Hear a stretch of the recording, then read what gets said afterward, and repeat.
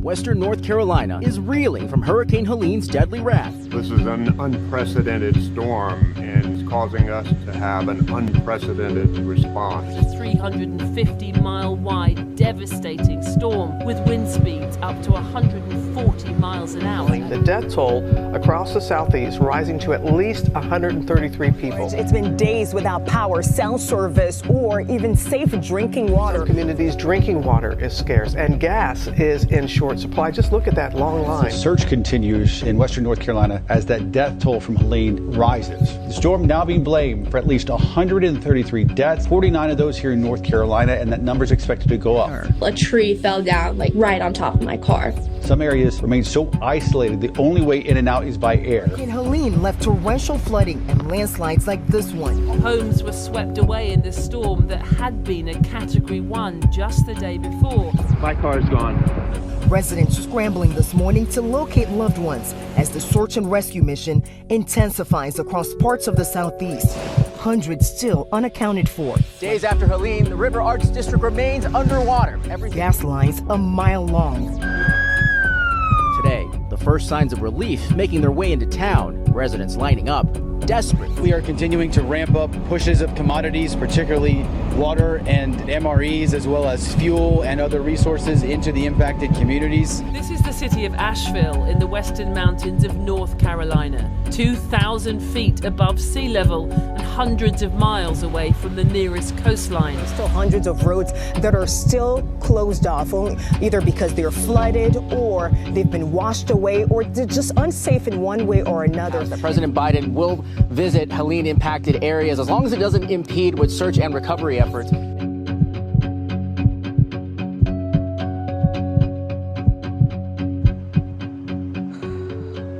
It's pretty bad, guys. There's a lot, and I mean a lot of destruction that happened not only here in North Carolina, but also in Georgia and in some parts of Florida. The Hurricane Helene definitely did quite a number on those states. You're talking about entire city being underwater. You're talking about hospitals being washed away, supermarkets being completely flooded. And we're talking about water being completely over the top of roofs of houses, of hotels, of apartments, of hospitals, of buildings, of cars, of people. So many people lost their lives. So many people are still missing, so many families are hurting, so many families are mourning, and it's just a sad day, a sad week for everyone involved. My heart goes out to everyone that's affected in any way, shape, or form.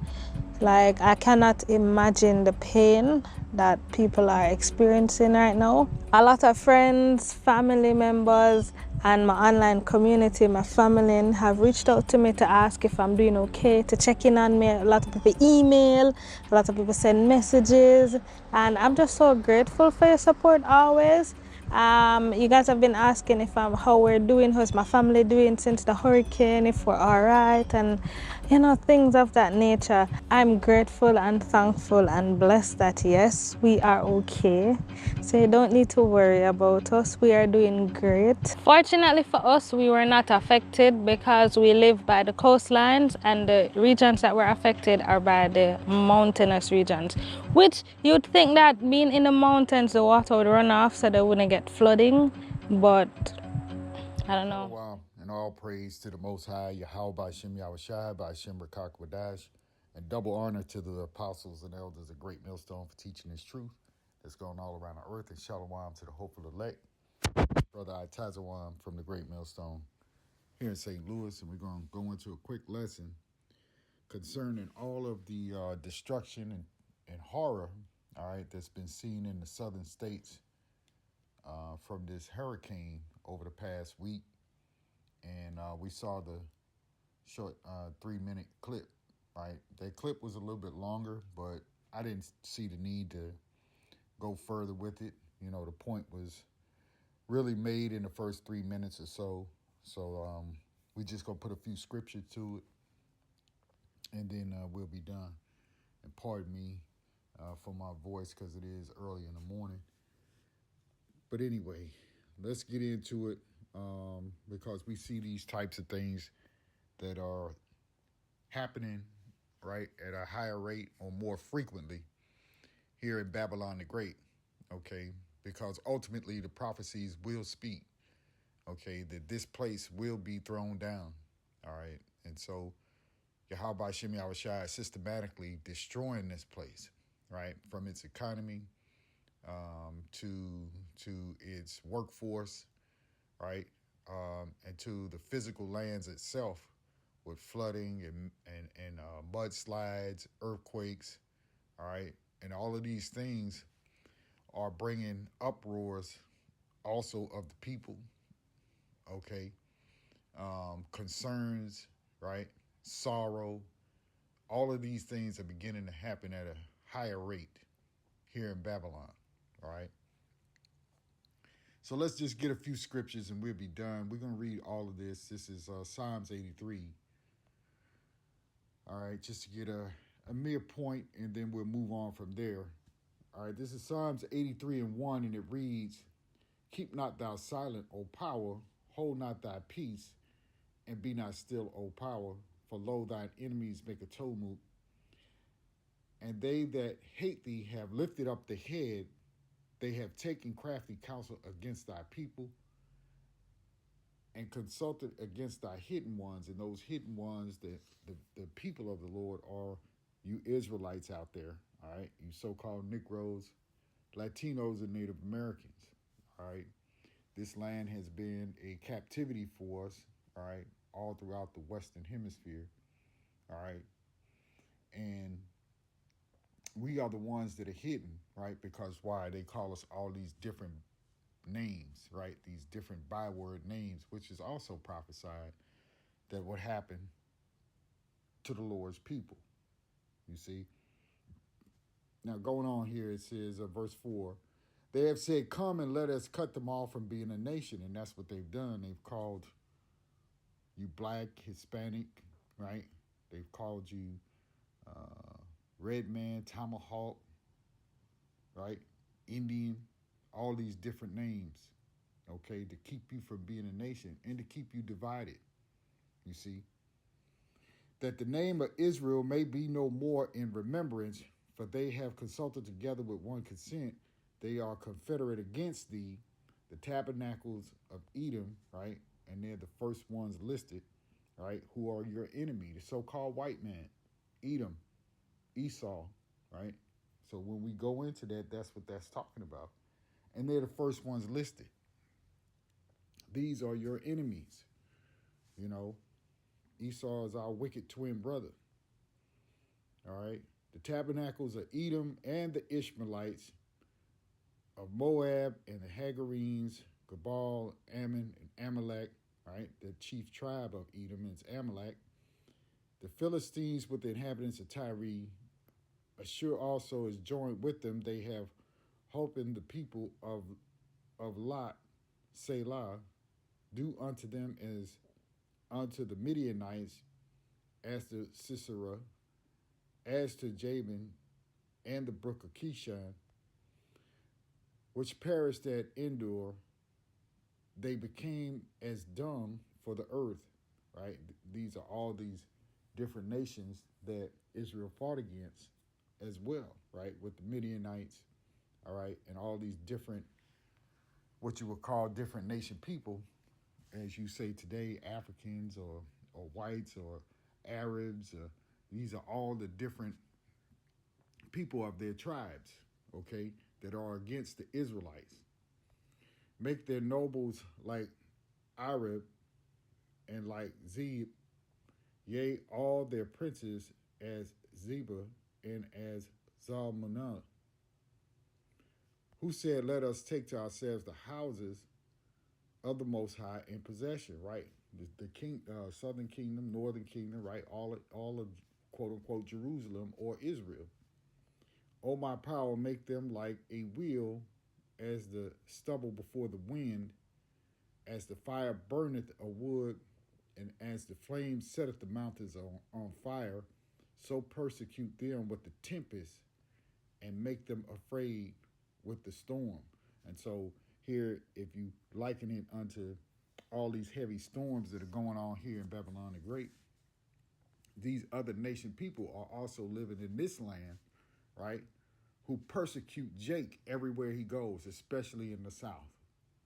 So you got even these other people of these other nations who live in this land, right? Who came here and they prospered.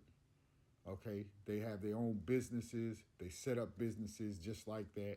They have their own travel agencies, gas stations, donut shops. They've bought into all these different franchises and hotels and so on and so forth. All these other nation people persecute Jake here. Okay, so the Lord is destroying this place for the innocent blood of Jake. All right. Verse 16, fill their faces with shame that they may seek thy name, O Lord. Let them be confounded and troubled forever, yea, let them be put to shame and perish, that men may know that thou, whose name alone is Yahweh, are the Most High over all the earth.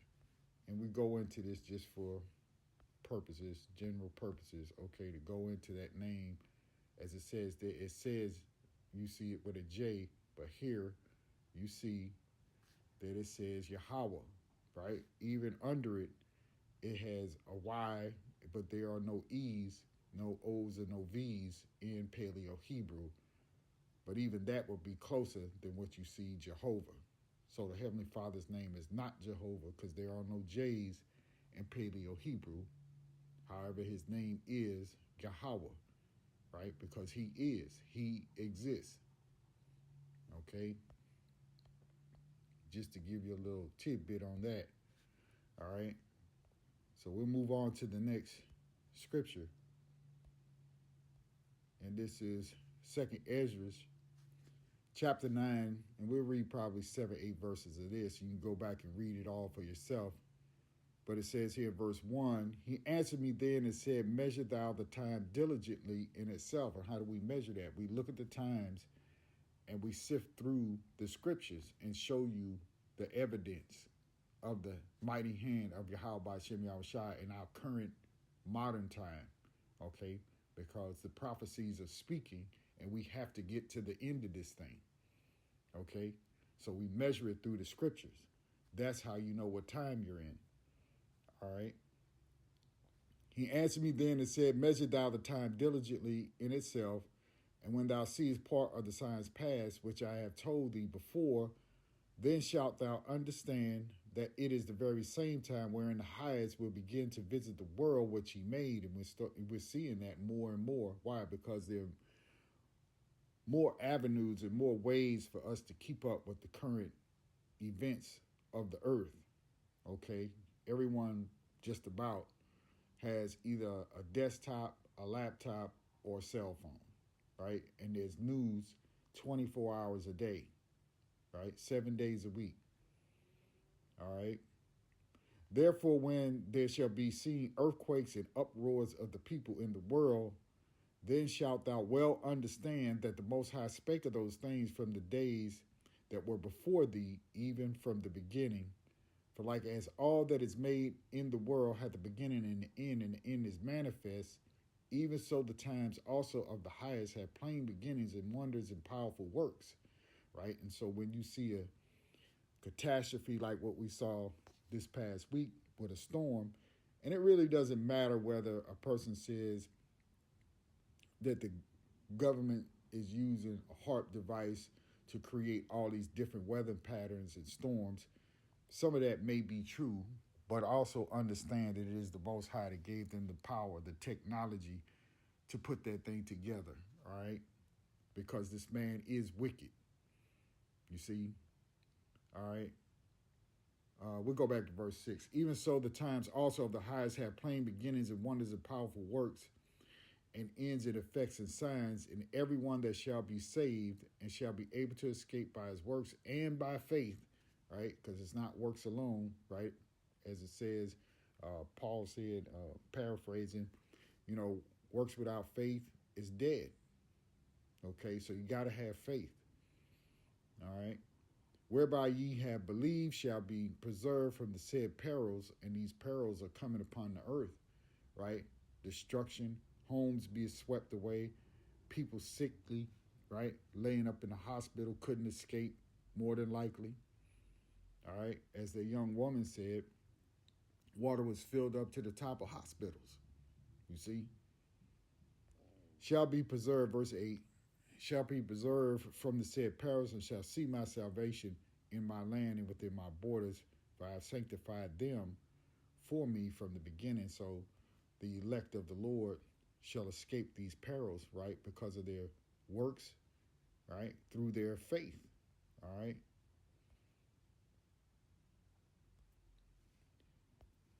Go over here to, let's see here. This is 2nd Ezra 15. We're jumping at verse.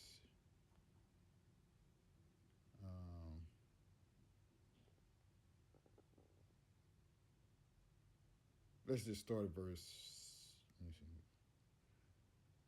5.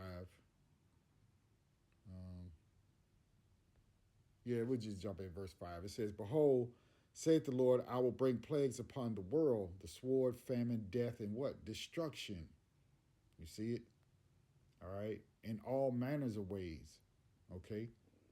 For wickedness hath exceedingly polluted the whole earth, and their harmful works are fulfilled. Therefore saith the Lord, I will hold my tongue no more as touching their wickedness, which they profanely commit, neither will I suffer them in those things in which they wickedly exercise themselves. Behold, the innocent and righteous blood crieth unto me, and the souls of the just complain continually. Right. Those of us who are living now, we complain to the Lord and pray every single day that the Lord help us, deliver us from this wicked place, right? And the blood of those innocent people, if you will. Now, the scripture tells you no man is, perishes being innocent. However, that doesn't give another man a right to, if you will, take his life from him, right? Though it be judgment from the Lord, that blood is still innocent, okay? As we're speaking of in many of these different southern towns, right? North Carolina, South Carolina, Georgia, Slovakia, Georgia, Florida, right? Kentucky, West Virginia, all right? Even if you go to the north, you had it in certain parts of Illinois, Indiana, right? Where these people can't stand Jake, and it put Jake to death.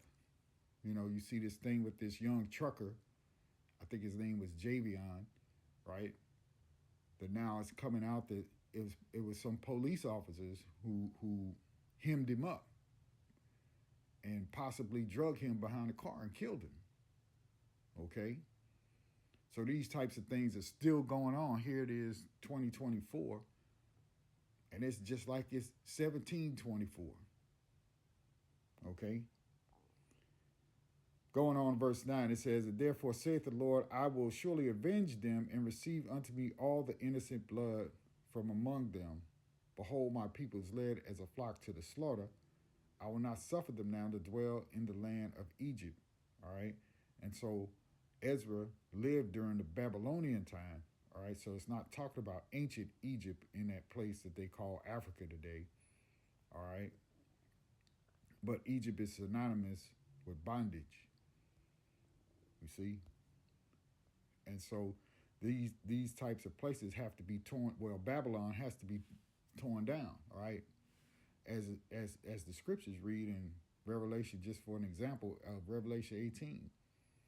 All right, so this is Matthew 24:3, and it reads, and as he sat upon the Mount of Olives, the disciples came unto him privily, saying, tell us, when shall these things be, and what shall be the sign of thy coming and of the end of the world, right?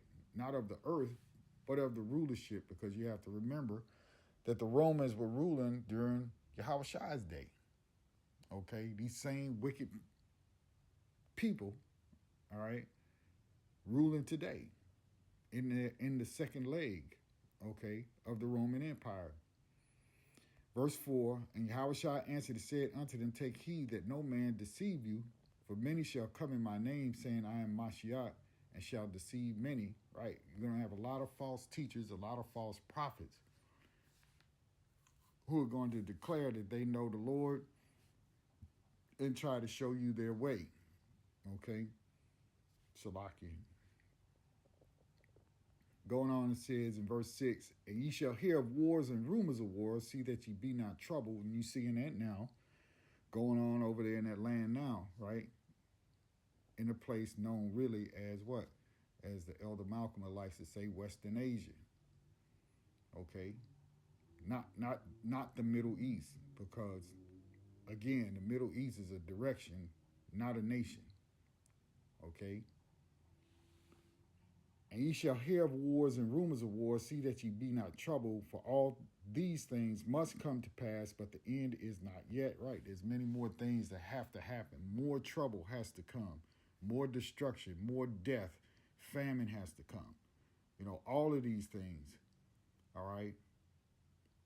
They're pieces on the board right now, but eventually the Lord is going to what? He's going to move those pieces into their proper position, right? To bring it about. And there's going to be a lot of crying and wailing and death, all right? For nation shall rise against nation and kingdom against kingdom, and there shall be famines. You see it right there, okay? And pestilences, okay? And earthquakes in diverse places. All these are what? The beginning of sorrows. Okay, when you're seeing these things happen, but then when they take root and it starts to happen to families and people and children and things of that nature, right? Now we'll go over here to 2nd Ezra 16.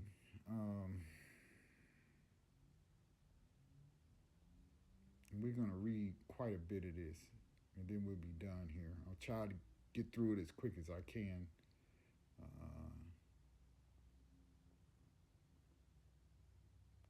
Let's see here.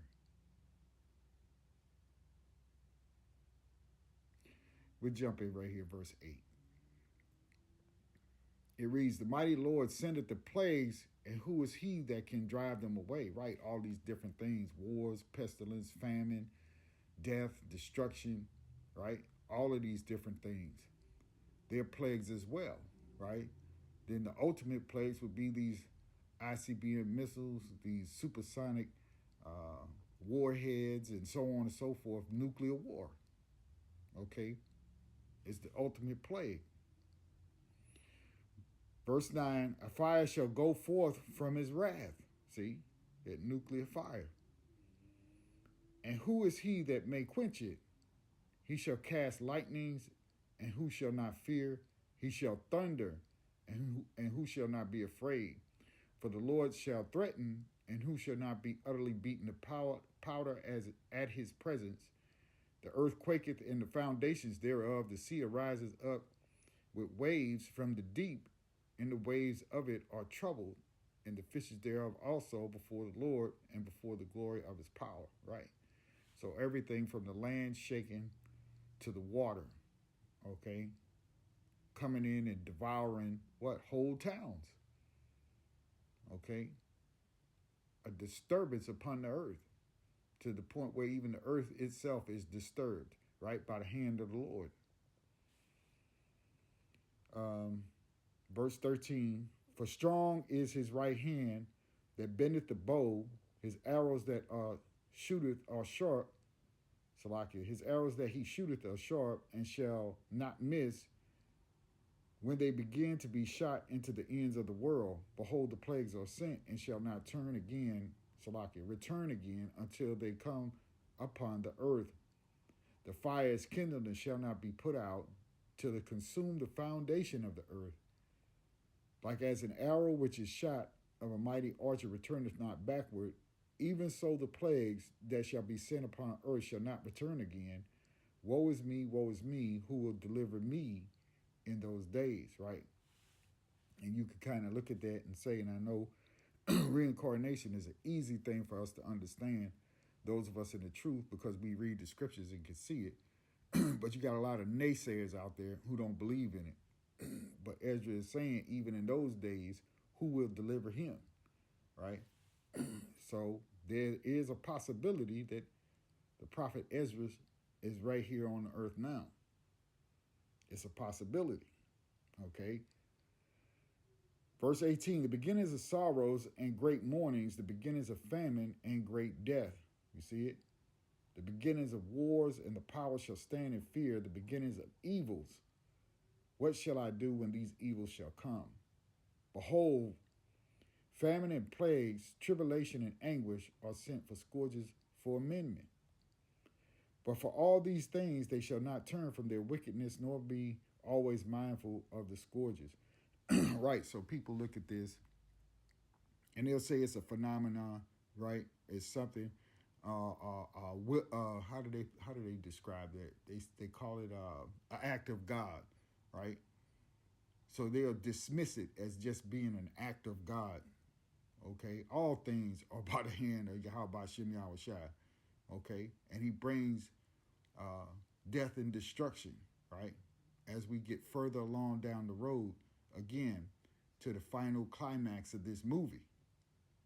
Okay, so all of these things are going to happen.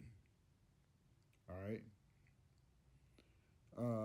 Verse 21, behold, victuals shall be so good cheap upon the earth that they shall think themselves to be in good case, and even then shall evils grow upon earth, sword, famine, and great confusion.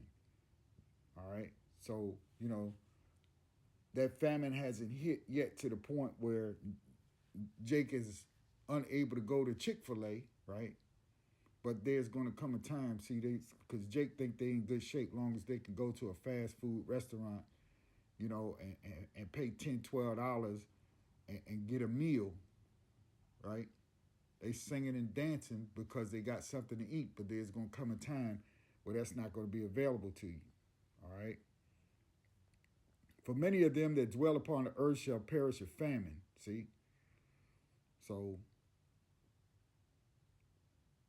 long as there's food in the grocery stores, and which people are panic buying now. Here it is, what's today? Thursday, the 3rd. People are panic buying now. I saw it over last weekend when I went in the store, odd time of the day, like 1:30 in the afternoon, right? And the store was filled with people with 1 and 2 baskets full of groceries. One thing about these lazy ass, fat, funky ass Americans is that they will not starve. That's how they look at it. They're going to go in a grocery store and buy up every damn thing they can put their stinking hands on. That's Esau for you. And pretty much, the store that I went to, they were the only ones in there. Okay? Going on, it says, verse 23, and the dead shall be cast out as dung, and there shall be no man to comfort them, for the earth shall be wasted, and the cities shall be cast down. There shall be no man left to till the earth and to sow it, right? Just meaning that the food is going to be scarce.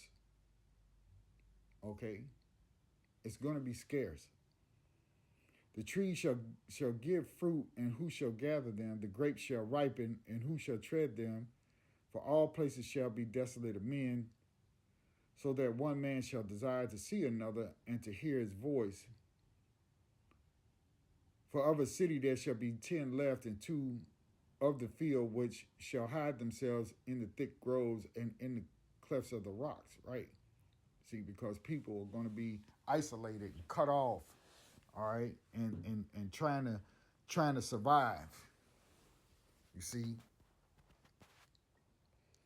going on to verse 29, it says, and as in an orchard of olives, upon every tree there are left 3 or 4 olives, or as when a vineyard is gathered, there are left some clusters of them that diligently seek through the vineyards, right? So that famine is going to be hell. Okay, a lot of people are going to die, as it said, in the famine. All right, that's coming. And you see with this work stoppage with the dock workers, you see the problems the truckers are going through. Many of these truckers are saying that they're not going to deliver anything. I guess they're independently owned truckers who's saying they're not taking no loads into North Carolina or South Carolina until they get this situation with that young trucker that was, as they say now, killed, okay? Until they get that more mainstream and in the news, all right? That they, as they would like to say, bring justice. But it's, Yahweh Hashem Yahweh Shai that's in control of justice. All right. Verse 31. We don't have long, just a few more verses. Even so, in those days there shall be 3 or 4 left by them that search their houses with the sword. And the earth shall be laid waste, and the fields thereof shall wax old, and her ways and all their paths shall grow full of thorns, because no man shall travel therethrough. The virgins shall mourn, having no bridegrooms. The women shall mourn, having no husbands. Their daughters shall mourn, having no helpers. All right, because you're going to have wars, right? That's going to take all the men away. Hell, there's a possibility of the institution of a draft, right? And even drafting women, okay? Because the American militaries, their branches, they can't get enough recruits now, okay? Verse 34, in the war shall their bridegrooms what? Be destroyed, see? And their husbands shall perish of famine. Hear now these things and understand them, ye servants of the Lord. Behold, the word of the Lord, receive it. Believe not the gods of whom the Lord spake. Behold, the plagues draw nigh and are not slack, right? So now they're starting to come, right? Because men count slackness of the Lord differently. They think just because the Lord hasn't really done anything or ramped things up that he's not, he's not going to do it. Well, you're starting to see it now, right? Verse 38, and when a woman with child in her 9th month brings forth her son, Salakia, with 2 or 3 hours of her birth, great pains compass her womb, which pains, when the child cometh forth, they slack not a moment, right? So once a woman begins to go into labor, there's no way to stop those pains or stop that child from being born, okay? So when you see these signs that are coming, all right, then understand that the end is on its way, okay? Verse 39, even so shall not the plagues be slack to come upon the earth, and the world shall mourn, and sorrows shall come upon it on every side. You see it?